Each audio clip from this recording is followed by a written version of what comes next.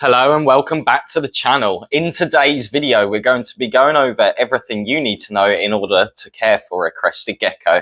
This video is a complete care guide, so it will include things like their dietary requirements, temperature and humidity requirements, as well as everything that you're going to need in order to set up a thriving enclosure. This will include information about their heating, lighting, substrate, enclosure sizing, and more. So if you're new to this hobby and looking for your first pet gecko, this video will have a lot of information which will be helpful to you. And if you're an experienced keeper looking to expand on your knowledge as well as improve your existing setup, I can guarantee you that this video will provide value to you too. So without further ado, let's crack on and get into the video. So to begin with, let's actually talk a bit about these geckos. Now, crested geckos and gargoyle geckos are native to an island called New Caledonia, which is located in the southwestern Pacific Ocean, 750 miles east of Australia. Now, crested geckos and gargoyle geckos have a lifespan of around 15 years. They are an arboreal species, which means they love to climb and spend most of their time high up in the trees in the wild. They reach around a size of between 8 to 10 inches long. Both crested geckos and gargoyle geckos will drop their tails as a defense mechanism in order to escape from predators. Now, crested geckos will basically regrow a small little stub, and gargoyle geckos will fully regenerate their tails. Now, you'll also be interested to know that crested geckos were once thought to be extinct, and they were rediscovered back in 1994. Both crested and gargoyle geckos have sticky toe pads, which allow them to grip to most surfaces, which is why you can see them sticking to the sides of glass and things like that. Now, what it actually is it's loads of tiny little, almost like hook hairs, which allows them to actually grip to things. It's not actually sticky. These geckos tend to be quite docile and friendly, and they make great pets. They are also great for people who are looking for a reptile which they can get some hands-on experience with. They do like a good handling session. These geckos are a nocturnal species, which means they're primarily awake during the nighttime and asleep during the day. Now, I will pre-warn you that these geckos do like to jump, especially the young ones. I do find that when they grow up into the adult stage, that they do sort of tame out a bit and become less jumpy, but not all of the time. I find that the males tend to be a lot more jumpier than females, but it's just something to keep in mind. If you're looking for a gecko that isn't jumpy, I would advise maybe going for something like a leopard gecko as opposed to a crested gecko. But that being said, they do make great pets and they are really fascinating to watch. So now you have a good insight into crested and gargoyle geckos, let's move on to their care requirements. So to begin with, let's talk about their diet. Crested geckos and gargoyle geckos are an omnivorous species, and in the wild, their diet will consist of plant matter such as fruits and nectar, as well as live foods such as worms and crickets. In captivity, we supplement their diet with commercially prepared gecko powder diets, which look like these. There are lots of different brands. There's things like Pangea, I think Habitat do them. There's Blue River, Rapashi. I personally use these because I've had great success with them. But basically, these packets or fruit supplements will make for the majority of their diet in captivity, as well as feeding them live foods such as mealworms, waxworms, crickets, locusts, things like that. It's important to provide your gecko with a diverse, balanced diet. This is because different fruit supplements, as well as different live foods, will have different levels of proteins, fats, vitamins, and other essential minerals, which other foods won't have. So by providing them a diverse diet and providing them with different options, they can get different nutrients as a result. For baby and juvenile crested geckos, you're going to want to feed them on the daily. Now, I do find that with the babies, you tend to have to spoon feed them. I personally do so by simply using a chopstick, and I'll put a bit of the fruit mix onto the end of the chopstick, hold it up to them and let them lick from it. Now, once they reach sub-adult to adult size, you're going to want to move their feeding from every day to every 2 to 3 days. Personally, I do it every 2 days by simply just mixing my fruit mix into a little bowl, and then I'll place it in the enclosure. Now, the fruit mix will be around 80% of their diet, and then live feed will be 20% of their diet. Now, for live feed, I personally will use feeding tongs to offer them their live food. I personally only feed live food once a week. However, some people do it twice a week. I personally wouldn't go more than twice a week. Like I said, obviously, the majority of their diet is going to be the fruit supplements. Now, you will need to make sure that you supplement any live food in calcium and multivitamin. This is to ensure that they will stay healthy and prevent things such as MBD, which is metabolic bone disease. Here's some examples of calcium and multivitamin. Now, when you're mixing up your Crested Gecko fruit mix, you're going to want to create a consistency which is very similar to a McDonald's milkshake. The reason why this is the best consistency is because you don't want to create a mix which is too thick or too thin, almost like very watery. Now, when you're feeding live food, I find that with the adults, even the sub-adults, you can just hold it in front of them and they'll jump straight for it. But with the babies, I do tend to find that they kind of don't realise that it's food. So what I suggest you doing, if you've got a baby Crested Gecko and you want to feed it live food, I would get the prey item, let's say a cricket, hold it in the tongs and simply just pinch the end. So then the prey item starts to ooze a little bit with some juice, and then simply hold the cricket or whatever it is that you're feeding, dab the prey item onto their nose, so then the juice will go and sit on their nose. They should then lick that bit of juice and then realise, oh, this is actually food, and then that should trigger them to actually go for the cricket that's on the tongs. After about a month of doing this, they do tend to realise the minute that it's in front of them. So that's basically everything that you need to know to get started in regards to their diet. So now let's move on to discussing their temperature and humidity requirements. To start with, let's talk about the temperature requirements. Now, Crested geckos and gargoyle geckos need a temperature range between 22 to 28 degrees Celsius, which is 72 to 82 Fahrenheit. Now, on your hot side or your basking area, you want the temperature to reach 28 degrees Celsius, and then everywhere else in your enclosure should offer a temperature range which is between 22 degrees Celsius to 26 degrees Celsius, which is 72 to 78 Fahrenheit. Please don't let the temperatures exceed 29 degrees Celsius, which is 85 Fahrenheit. Because this can become harmful to your gecko. It can also increase their stress level and have an all-round negative impact on their health. Now, for nighttime temperatures, I'd recommend you don't let the temperature drop below 18 degrees Celsius, which is 65 Fahrenheit. Even though these geckos can survive at a lower temperature, below 18 degrees Celsius, it's not ideal, and also it can increase their stress level as well as make them refuse food. So I highly recommend that you keep the nighttime temperatures above 18 degrees Celsius. Most people's household usually is above 18 degrees Celsius anyway during the night. If you live in the UK, you'll probably only have this problem with temperatures during the nighttime during the winter months, because in the UK, especially between October through to March, our nighttime temperatures do drop quite rapidly and they do get very cold. So if you live in the UK, make sure that during these months you just keep a close eye on your nighttime temperatures and adjust them as accordingly. So now moving on to the humidity requirements. Crested geckos and gargoyle geckos need a humidity range which is between 60 to 80% humidity. Now, you can maintain your enclosure's humidity by simply using a misting bottle and mist down the enclosure.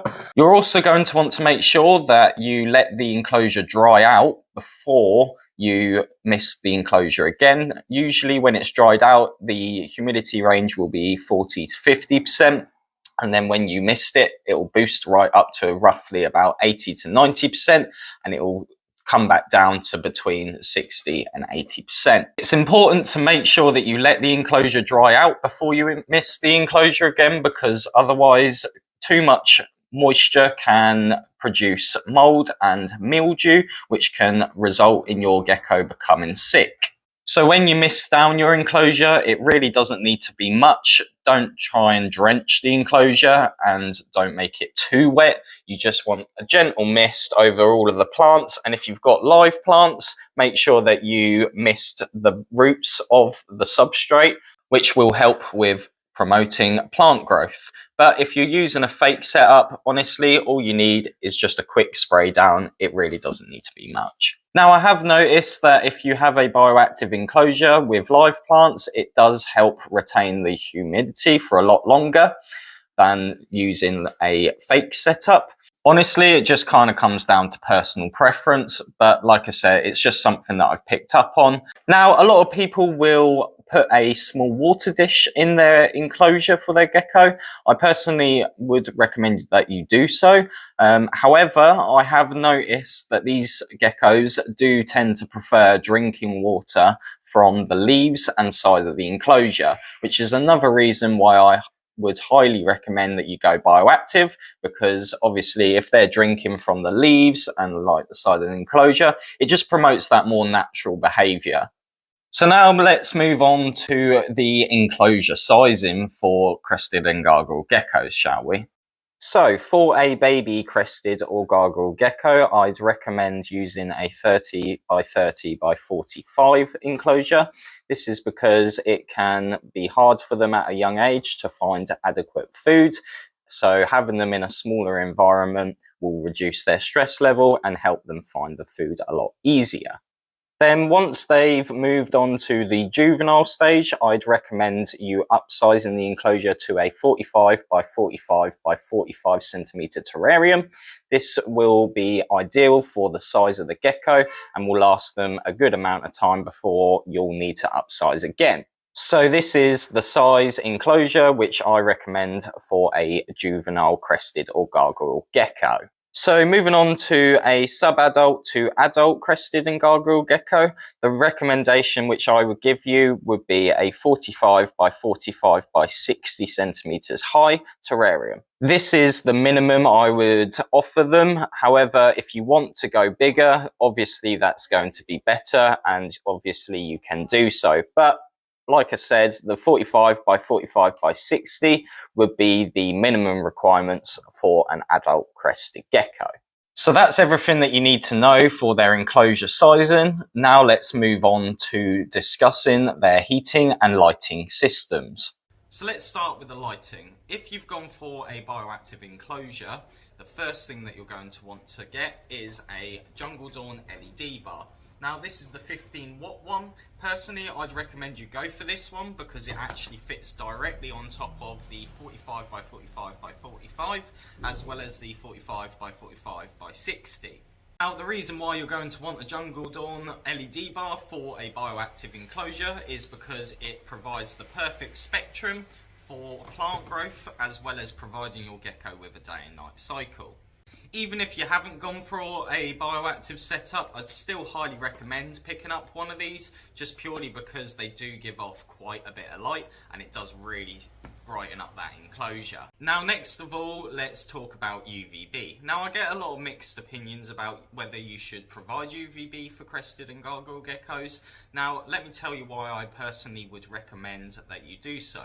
A lot of people tend to think that you don't need to provide UVB because they're a nocturnal species, and yes, I understand this. They do spend most of their time during the day asleep and hiding. However, they do come out to bask quite often. Now, because they like to come out and bask, this is why I would recommend you install UVB, because every time that your gecko does come out into the open during the day to bask, they'll be able to reap the benefits of UVB every time that they sit in the open and bask under the heat lamp. In addition to this, UVB does have a lot of health benefits. It's part of the vitamin D3 cycle and will prevent things such as MBD, which is metabolic bone disease. So for just these reasons alone, I would highly recommend that you do offer UVB. They will benefit their overall health. So for the UVB kit, which I would recommend you getting, is this one. This is the Arcadia 2.4% Arboreal 8-watt T5 UVB kit. Again, the reason why I'd recommend you go for this kit is because it will directly sit on top of those two enclosures, which I mentioned for the 15-watt Jungle Dawn, and obviously they'll just sit one in front of the other. Also, another reason why I'd highly recommend installing UVB is obviously the light spectrum, but also it does provide that day and night cycle. If you go for a fake setup though, and you don't necessarily need a Jungle Dawn, if you were deciding between which one to go for, I'd just recommend going for the UVB, purely because it will have a lot more health benefits than the Jungle Dawn. So that's everything that you're going to need to know to get started with the lighting side of things. Now let's move on to the heating.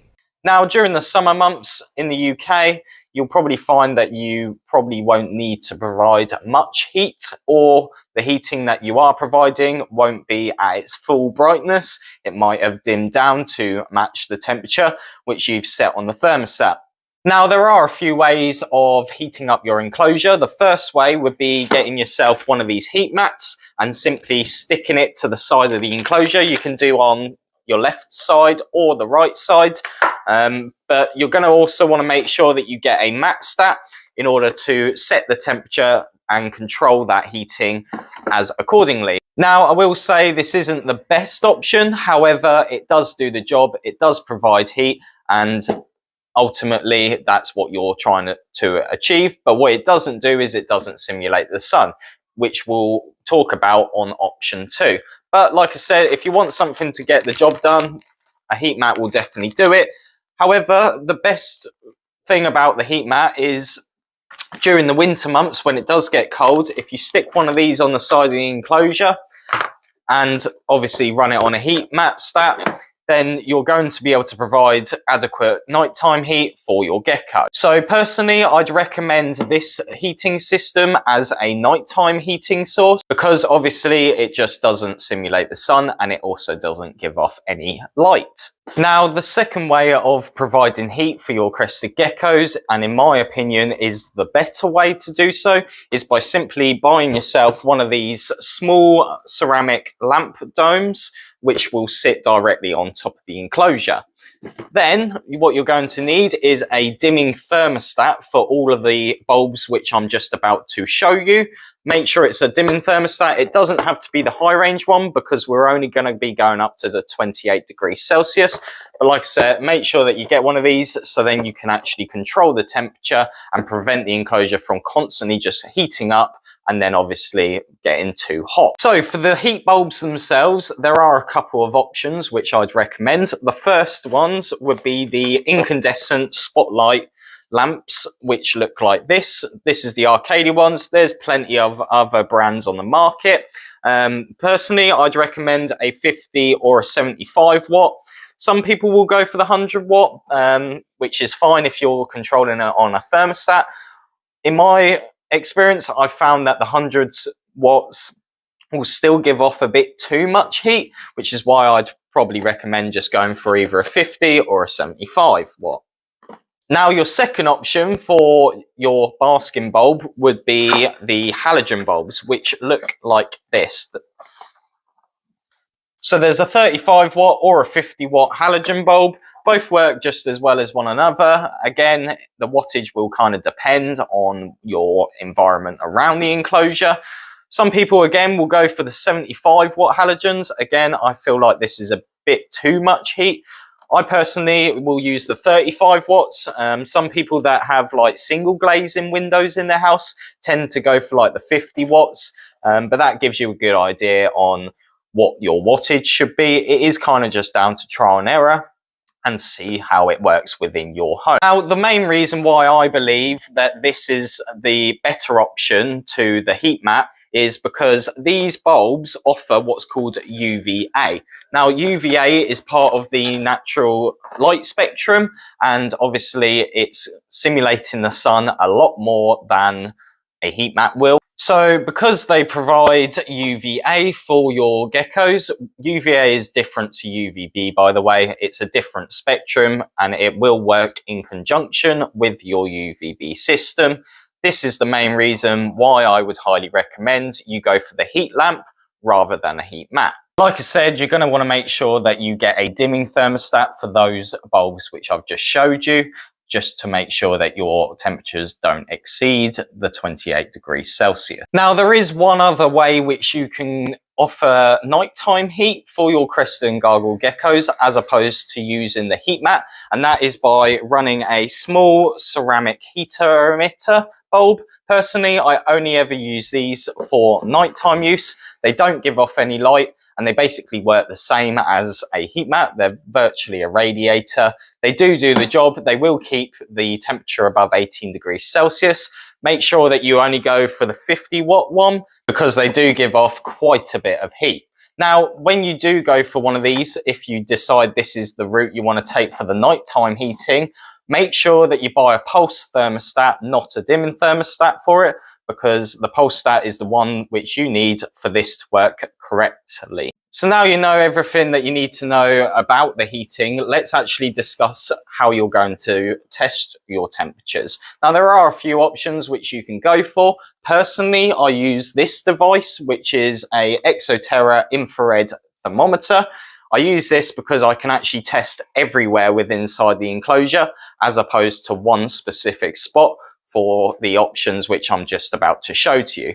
But like I said, this is what I use personally. I find it's the best option. It is a little bit more expensive, but once you've bought it, you don't have to worry about it going forward. Now, your second option would be the little dial thermometer. This literally simply sticks onto the side of the enclosure on the inside. Again, this will only test the temperature where this is located in the enclosure. But it is an option which you can go for. The next option is the digital version. And what you simply do is you run the probe into the enclosure and then it will display the screen on the screen, the temperature. Again, it will only tell you the temperature where the probe is. Since we're talking about testing temperatures, let's just quickly go over how you're going to test your humidity levels. Now, there's a couple of options for this. Again, you've got the stick-on version. This is called a hygrometer. Again, it will test the temperature where this is located. Or you have the digital version, which again, you run the probe in and then it will display the humidity percentage on the screen. Now that's basically everything you need to know to get going with your heating. Let's move on to discussing some suitable substrates which you can use for your enclosure. So I'm going to keep this one nice and simple. There are a few options which you can use. So the first option would be the cocoa fiber brick. You can get bigger bricks of these, but what you do is you mix it with hot water and it will expand right out into your substrate. Now, the downside to using this, especially when you're misting your enclosure, is yes, it obviously retains humidity. However, if you water it too much, it will become moldy a lot quicker than the other substrates that I'm going to show you. So your second option would be the Jungle Bio, which looks like this. This is a great substrate. It's got a bit more sort of like wood chips in it as well.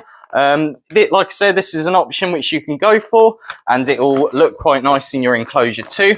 Now, personally, if you're going bioactive, I'd use a different one, but you can use this. I just find the other one's better for a bioactive system, and that substrate is this one, and in my opinion, it's the best one. It's the Arcadia Earth Mix. Like I said, personally, I would highly recommend this one for a bioactive system. I've got no bad words about this. I use it for all of my bioactive enclosures, and personally, I think this is the best option. Like I said, if you want the cheapest option, the cocoa fiber is the cheapest option, but this one's more expensive, but it does last a hell of a lot longer, and it does look more natural as well. If you do go bioactive, you're also going to want to make sure that you pick yourself up some Drainage balls. Now this is your drainage layer, and this goes at the bottom of the enclosure, and on top of this you're going to want to get yourself a hydro fleece, which is a drainage barrier. It basically looks like this, and it will unfold out, and this separates those balls that I just showed you from the earth mix. Let me quickly show you what that actually looks like in an enclosure. So as you can see here, we've got the drainage balls, which was the Amazon hydro balls. Then between the balls and the substrate, we've got our drainage layer, which obviously separates the two. And then on top of that, we've got our earth mix. So if you have gone bioactive, I recommend you get some leaf litter and you spread it amongst the substrate floor. They look like this. I mean, this is a block version. You can get it in like a packet and it's just got loose leaves in it. That works too. But the reason why I highly recommend you get one of these, especially for if you've gone bioactive, is because what you're going to be doing is putting isopods and springtails into the enclosure, and they're going to act as your cleanup crew. Now, because they're in the enclosure, they need a food source too. So this will obviously work for them as a food source. Now, on top of that, I would highly recommend you also get some sphagnum moss and spread it around the enclosure. And what the moss will do is it will help retain the humidity for a lot longer inside your enclosure. It also allows your gecko to sit on and rub up against in order to help them remove their shed when they do go into shed. It also just looks really pretty in the enclosures, and it just adds to the whole aesthetics. Now, talking about aesthetics and bioactive, let's go over some decoration for your enclosure. So to begin with, you're going to want several hides within your enclosure. I find that cork bark tubes work the best for this. It also allows them something to climb on, but basically you want to have some hides available for them so then they can hide and also feel safe whilst they try to sleep. Like I said, cork bark is great for this. I also love how natural it looks. You can also add things like these vines into your enclosure. That will help create depth to the enclosure and also allow your gecko to climb and move around and make the most of the space which is available in the enclosure. Like I said, there's a few different kinds of vines available. They all look really nice once in there. You can also buy pre-made caves like these. They work great as caves too. Now for fake setups, you're obviously going to want to have a lot of foliage. As you can see, there's quite a lot of different options for fake plants available. You want to fill out the enclosure as much as possible to create a lot of depth to it. You can also buy pre-made backgrounds like these tile backgrounds or these Exoterra polystyrene backgrounds if you didn't want to make a bioactive enclosure background. Now, talking of bioactive enclosures, obviously you're going to want to create a nice naturalistic background, but you can also use live plants such as like devil's ivy, any kind of pothos really, bromeliads. You can also use like spider plants, snake plants, creeping fig and monstera plants. Again, more plants the better really, because it allows them lots of different areas to hide, and it also just helps them feel a lot more safe and secure and keeps them moving and active inside their enclosure. So the last thing that I'd like to touch on is handling your gecko. Now, make sure that you don't grab your gecko from above like so, because in the wild, obviously, predators will attack them from above and it can cause them stress and it can result in them dropping their tail. So if you put a hand in front of them and gently touch on their back legs, as you can see, they'll climb onto your hand. Now, once they're actually in your hand, I recommend you don't grab them from above, especially if they jump onto you. Just try and keep one hand underneath the other and just let them crawl across your hand like so. Now, like I mentioned earlier, babies can be a lot more jumpy, and as they grow older, they tend to tame out a bit. It doesn't mean that they won't jump as adults. They definitely will do. But like I say, if you just keep your hands going in front of them, they should calm down a bit and just chill out and sit on you. That's basically everything about handling that you need to know in order to get started. The main thing to keep in mind when you're handling is the calmer you are, the calmer they will be. If you start getting really excited and start hesitating, they're going to start becoming more jumpy and they're going to try to get away from you. But like I say, if you stay calm, 9 out of 10 times, they will be calm too. Now, there was one other thing that I forgot to mention earlier, but we're going to go over it now. Now, there is this accessory kit, which pretty much has everything you need to get started for a Crested Gecko. The only thing it doesn't include is the enclosure itself or any bioactive products like the Jungle Dawn or like the Amazon balls or the Arcadia Earth Mix. What it does have though is it has a dimming thermostat, a UVB kit, a basking bulb, the clamp lamp, which we spoke about, digital thermometers, feeding ledges, hygrometer, cocoa fiber, moss, and some nutritional supplements to get you started, as well as some bacterial cleaner. Like I said, this kit is pretty good because it provides most of the bits that you want anyway, and you do save a little bit of money when you're buying it. The accessory kit, you get this double feeding ledge. They also make a single one too.